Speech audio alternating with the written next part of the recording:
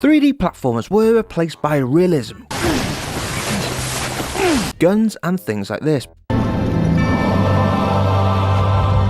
But actually the last one is kinda cool, but since then we've only really had 3 flags waved for the platformers, this being the red flag, the blue flag and the indie flag. But in the background something was watching. He's just standing there, menacingly! By now everyone knows the game Astro Bot. You can make a whole video on this weird little robot's rise to fame. Some have. This video will not be that. Instead we're going to pull it apart, melt it down and shape it into something else. Any moron with a crucible and a acetylene torch and a cast iron waffle maker could have done the same. Welcome back to the Mumbling Gamer. On today's Mumble we're going to remember out 3D platformers and the significance through the industry from the past to the present to the future. In the beginning there was Mario. Wait, no there wasn't.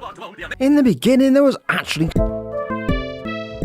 Nintendo copycat ricocheted success through the 3D platforms and perfected the genre alongside it. From the best game Mario Sunshine to the worst Mario Odyssey. If we all just take a couple of deep breaths here and just try to... Put it in code and stone, the 3D platformers started in 1995, and with it came the golden era, the Banjo-Kazooie to Sonic Heroes kind of platforming era, and then sadly it started to die, and we did get some golden little nuggets over the years, obviously Mario, but we also got Ratchet and Clank, and we also got a hidden gem, Psychonauts 2. But it looks like we're in a new era of 3D platformers, and it's all down to this little guy, the inspiration behind this video.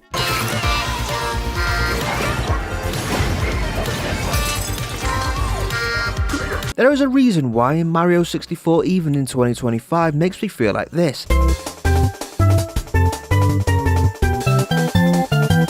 Feels like 3D platformers is the video game equivalent to fun incarnate. Think of it like this, think of a game that is just pure fun. No realism, no stress, no rage, just pure fun and excitement. Well, unless you're not one of them crazy speedrunners, that makes a fun platformer feel a bit more, well, like this. Here we go.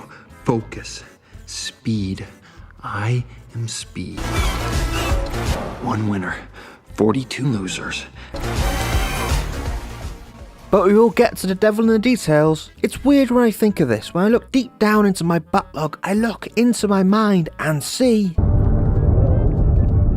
the game Psychonauts 2. The trailer alone made me play the original, and from the original to the sequel, this little psycho of a game after a childhood of 3D platformers brought me back. They told me this was a summer camp. Even though that new hot bot on the trot is some little cute robot In the Electric City! Probably maybe hidden gem that probably wouldn't be a hidden gem if it wasn't marketed by a certain console. Psychonauts 2, not only are you an agent that goes into people's minds, finds secrets and changes things, it also has a weird, corrupt, wacky organization feeling to it, and it also has Jack Black in it as like a companion singer type dude. I wouldn't have said the story is that good, but it's the premise. It's kind of like a mix of Inception and if it was made by like Cloudy with a Chance of Meatballs and they both kind of made a platformer. That's how I'd describe Psychonauts 2. Alongside this, the genre of platformers have been unleashed into other genres. It's not just imprisoned into a kids genre.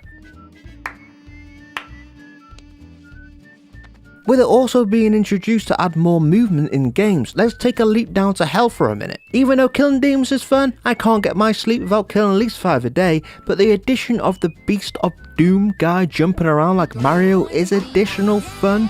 With the trend of hooks being a thing for a while, it added that extra bite to a game like Doom, internalizing that fun of the 3D platformer. Isn't that really the foundation of video games? And it feels kind of like we have lost that identity. I lost something I couldn't live without.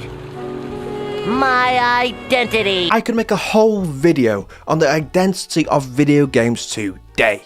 But does that sound like a pure fun or a pure snooze?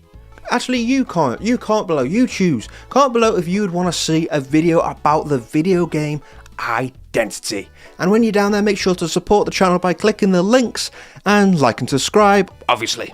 The Last of Us Part 1. The most popular game of the generation, right? Technically, okay, very loosely, take with a grain of salt, maybe a lot of salt. Technically, we could Like physically, right? Oh, Jesus. Okay, I need someone else to explain this. Introducing Hypothetical Bill. Look at him, doing a little jump. You call me Hypo Bill. What Mumble is trying to say over there, if we had a war kind of apocalypse, some type of zombie thing, there possibility could someone actually be immune to that thing. And that an ant mushroom type virus could kind of happen. Oranges and piranhas do run the countries nowadays. I don't even know what that means. No one knows what it means, but it's provocative. Hypothetically, Last of Us Part 2 could happen. Yeah, this is as fun as this can be. But you know what could never happen? Astro Bot. Well, it's a lot less likely to happen. That's a way of explaining this. It's a weird thing to say that Last of Us Part 2 could happen, but playing both of them, it does become obvious. I'll be back. Yeah. Although this does make 3D platformers important, as it is playing the impossible. I think this is why 3D platformers are so important. We couldn't do any of that shit.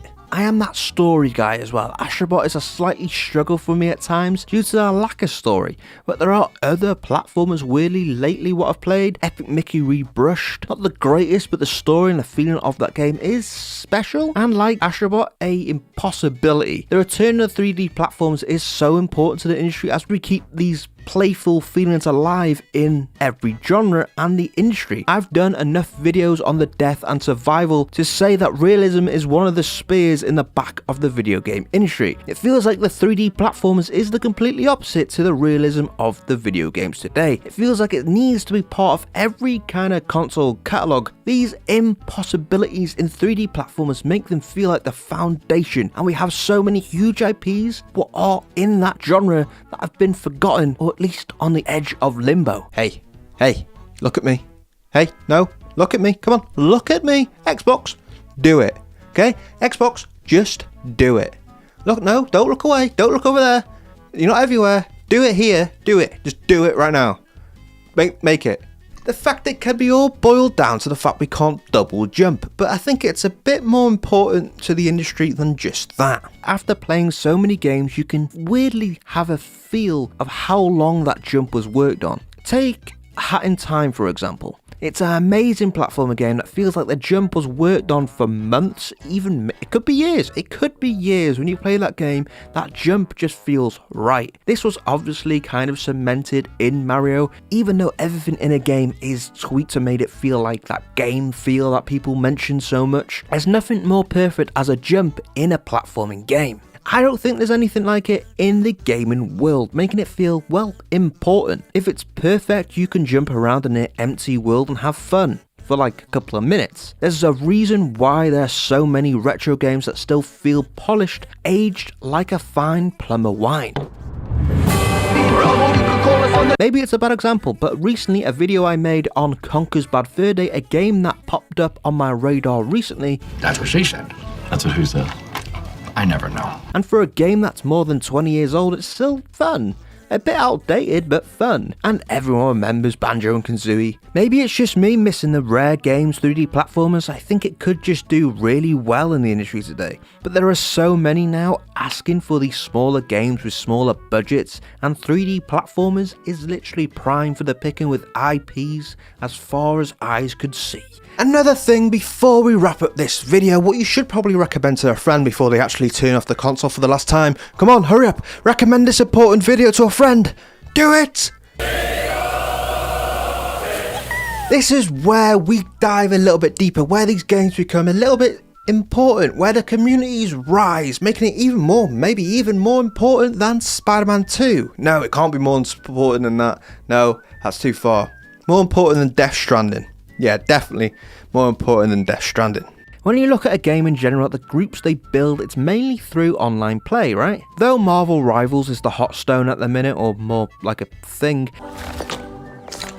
they're mostly multiplayer games. There are some exceptions. Dark Souls come to mind. Any From Software game really. The community's through pain that grows as the world becomes darker. Christ, you can really tell how dark the game I'm playing is, how dark I go in these videos. Comment below what game you think I'm currently playing, as it ends with us. Anyway, there aren't many games that don't focus around multiplayer that build strong communities, but an overlooked one is 3D platformers communities. I'm not going through the whole catalogue going back the years. I bet that 3D platformer games doesn't appear in that 3 seconds of passion in them Game Awards sections around the community type long award. I can't remember the award's name, but you know, that community when it's always Fortnite, usually, apart from that one time when Baldur's Gate 3 won.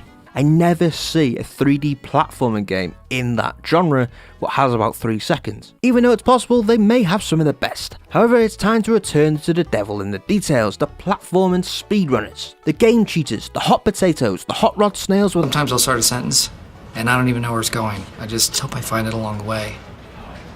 The community's built around a level in a game, something that could just be a level. It's something so special, and it's lost to many games. If I look at near all the PlayStation 5 releases, Astro Bot is maybe the only one to have that sort of feeling. I'm not a speedrunner. The closest I have been to it is watching PlayStation Access do it, but I haven't seen these communities many different platformers. It always seems fun. I keep going back to that. Fun. Even though it's a different type of fun, kind of staying up all night trying to defeat that From Software boss, good evening Elden Dragon, but the speedrunner community is huge, there's no doubt about that, and platformers are perfect for that community. It feels like the biggest reason why we still talk about Mario 64 is so much big goggled goodness, and I think it's very much important that this new return could be very exciting to see how this community's kind of evolve around these 3D platformers, with how a game could actually work being built around it. Even though you can boil down 3D platformers being so important to the industry because of the double jump and them being fun, this new era of 3D platformers has given me hope for the new generation of platformers and exciting new trends coming to the genre. Small budget and returning IPs is my hope for the future of this genre. It feels like it's every couple of months and we see a star burn out of a IP what we all loved. But I hope the Astro Bot in all of the studio's minds clicks them into existence, back into fresh new stars.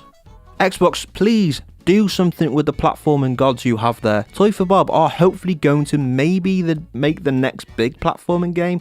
I hope with them working on something secret. PlayStation as well with a newfound light bulb moment realizing well-known characters sell games. I do hope we see Sly Cooper thieving once more. That is probably my biggest hope for this new generation of platformers. If I had one hope, it would be the return of Sly Cooper.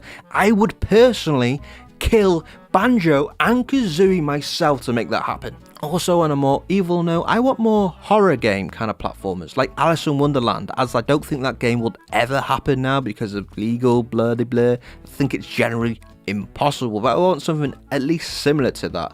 On that note, and that's it for this number. What do you think? Do you think 3D platformers should be in the mainstream alongside third-person games and realism, or do you think they should stay where they belong in the indies?